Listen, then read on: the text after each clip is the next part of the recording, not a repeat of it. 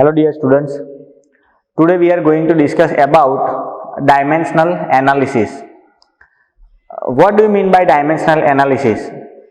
We have to convert one unit of any system into another unit of any other system.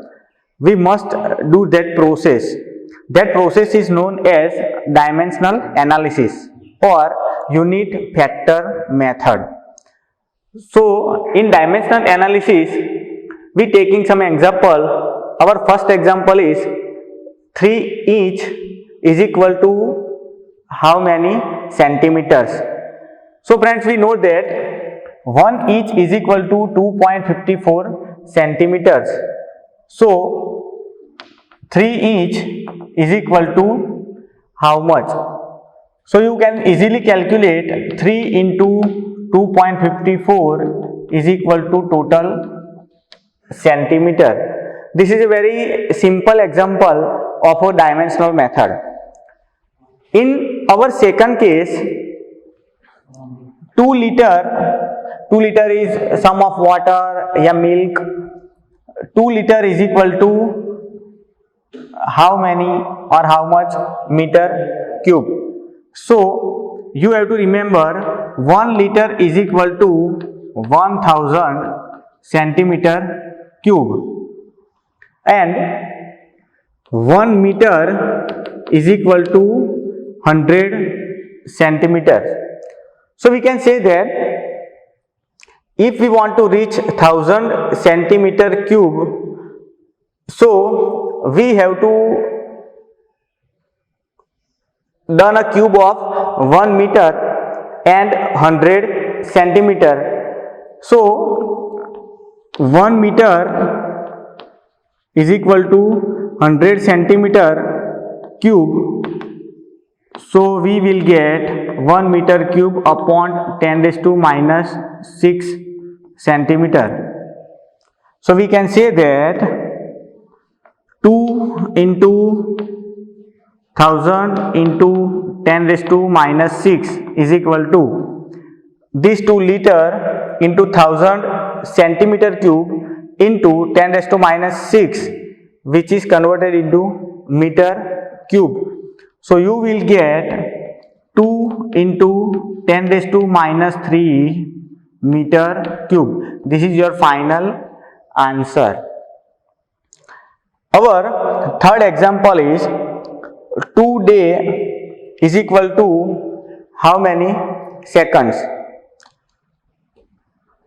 We know that 1 day contains 24 hours.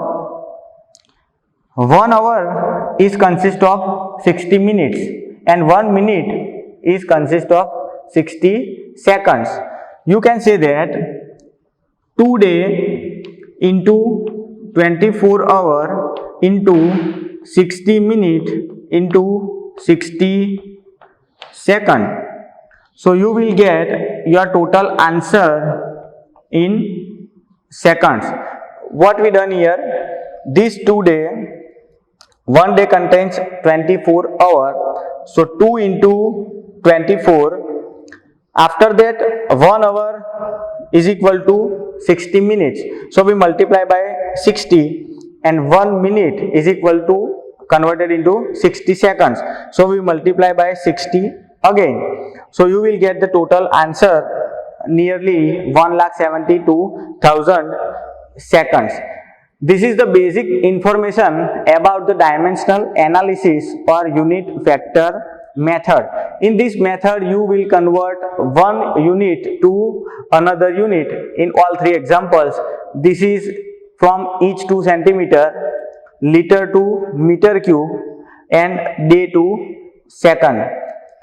You can convert from minute also, you can convert from hour also into seconds. In our next theory, law of conservation of mass. Conservation of mass means the mass of any object is fixed during any type of process. Any type of process means physical process or chemical process, combustion process, but the mass of that object is fixed. This law of conservation of mass is given by Antoine Lavoisier. He said that there is no net change in mass during any physical and chemical process. This is most important in this rule. There is no net change in mass during physical and chemical process. So, he finally concluded that matter can neither be created nor destroyed. You cannot destroy or you cannot form new element or matter, but you can convert those matter into one form to another or one look to another look. Our second rule is law of definite proportion. Definite proportion means ratio or the percentage of every element is fixed. This law is given by Joseph Proust. Joseph Proust said that compound always contain exactly the same proportion of element in natural as well as synthetic compound. Always contain exactly the same proportion. We can understand this rule by this example. We have a solid of CuCO3 means cupric carbonate. CuCO3. This CuCO3 consists of three elements. Our first element is copper, another one is carbon, and third one is oxygen. We have two different cases, natural CuCO3 and synthetic CuCO3. Synthetic means you have to made up in laboratory. So the percentage of copper is exactly same in both the cases, 51.35 percentage natural as well as synthetic. The percentage of oxygen is 38.91, also synthetic is 38.91, and percentage of carbon is 9.74 in both natural as well as synthetic example. So this example is proved the rule of Joseph Proust, that is compound always contain exactly the same proportion of weight in natural as well as synthetic compound CuCO3. Third law, and this is very important law for your 11th basic. This law was given by Dalton in 1803 century. He said that this rule is very awkward in understanding. Two elements can combine to form more than one compound. See, two elements, one compound. So, what is the case? The masses of one element that combine with a fixed masses of the other elements are in a ratio of small value. I know you did not understand any once or any single line from this law of Dalton.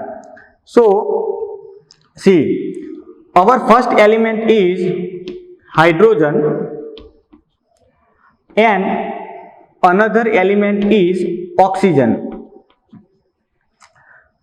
Two elements, one hydrogen, one oxygen. To form more than one compound, it means this hydrogen and oxygen can forming more than one compound. So we taking the examples, H2 plus 1/2 O2 gives H2O. This one compound is formed by hydrogen and oxygen.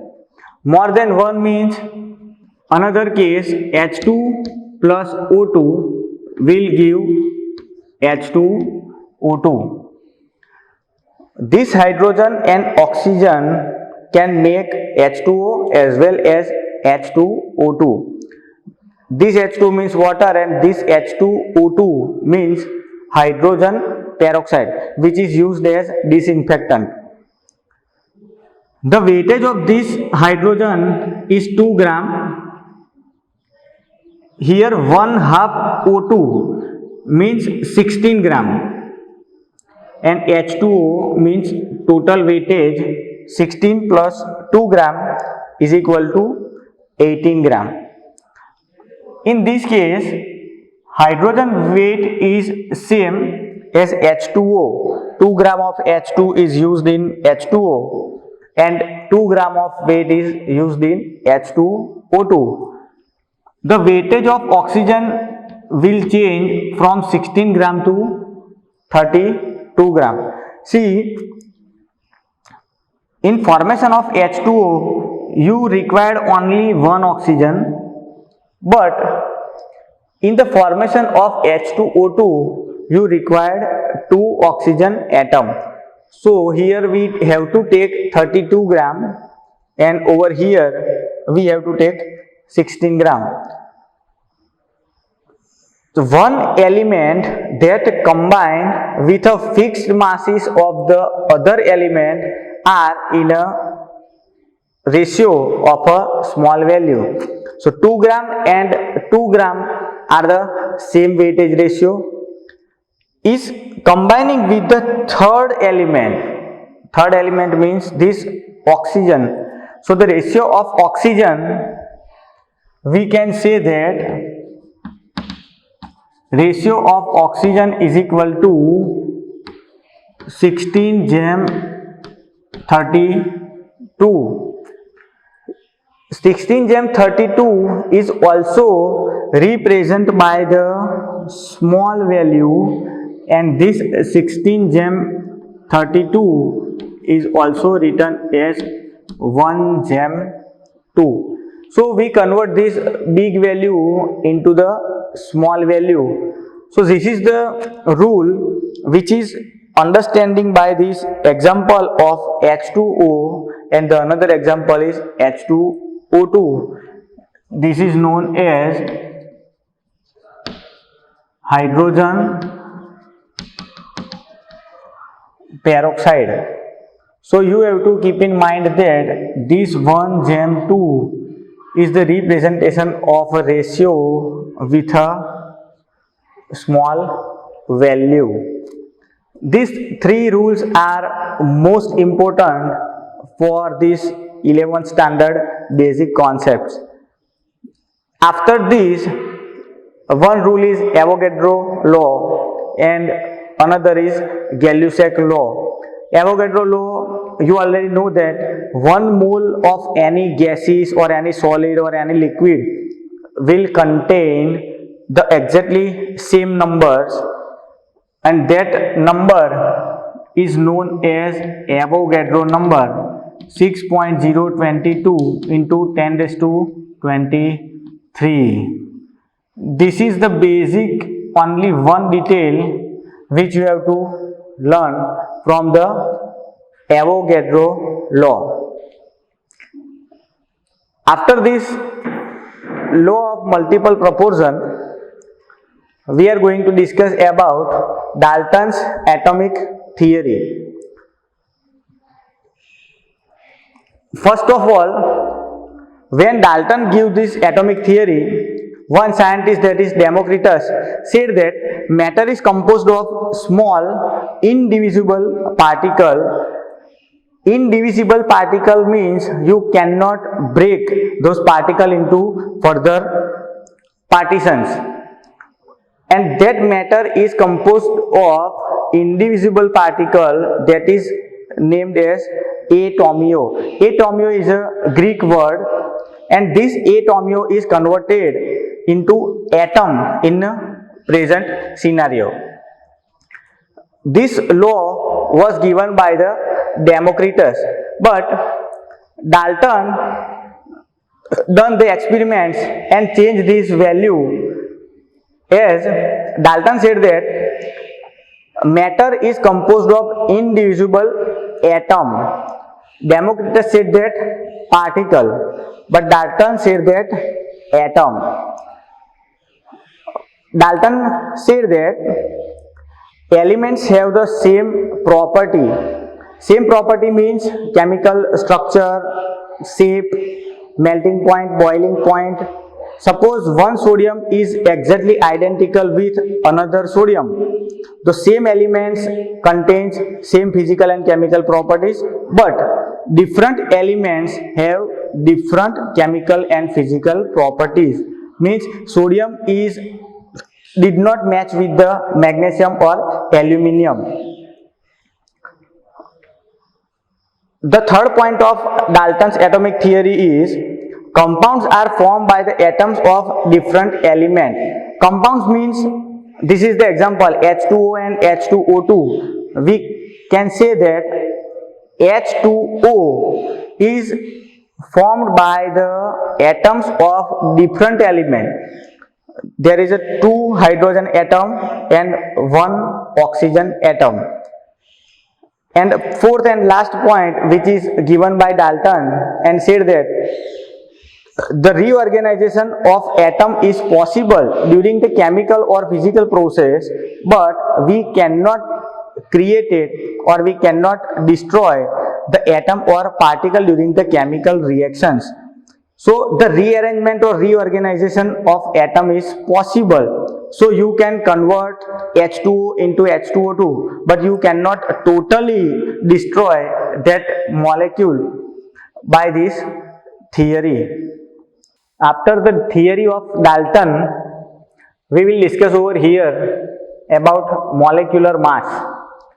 Molecular mass means the total of atomic mass. Atomic mass means we can say in short as AMU. AMU means atomic mass unit, or you can say unified mass, indicated by small u.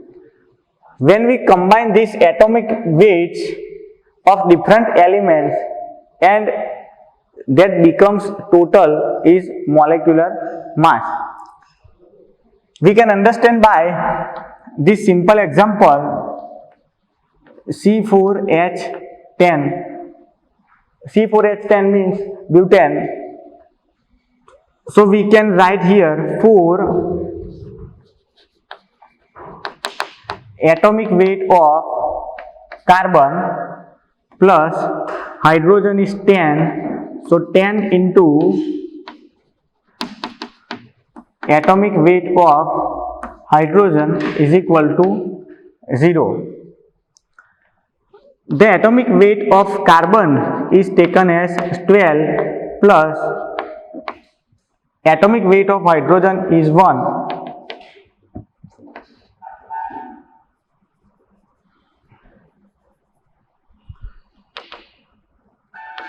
Four into 12 is equal to 48 plus 10 is equal to 58 gram per mole, or you can say U, unified mass.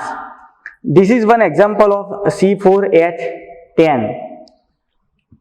You have to remember this atomic weight of various elements, or in exam you have given this weight, so you have to just put that value and give the total. In second example, MgSO4, magnesium sulfate. Atomic weight of Mg plus sulfur plus 4 number of oxygen.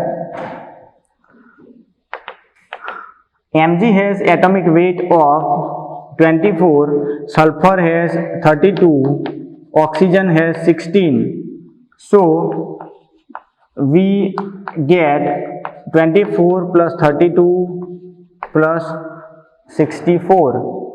So the total molecular mass becomes 120 U. So this is the total of atomic number or atomic weight is results into molecular mass. I am giving you the different compounds. You have to calculate the molecular mass of various compounds. ZnSO4 means zinc sulfate, C6H12O6 means glucose, C12H22O11 zinc sulfate, glucose, sugar,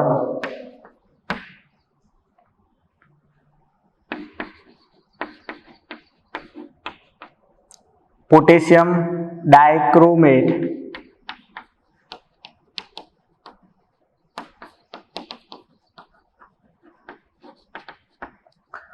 these four compounds, so you have to calculate the molecular mass. You will find these atomic weights of carbon, hydrogen, oxygen, chromium, potassium, zinc, sulfur and oxygen behind your book. You will notice all the atomic weight. You have to take that atomic weight into this example. Okay, this is the basic or main theory of molecular mass.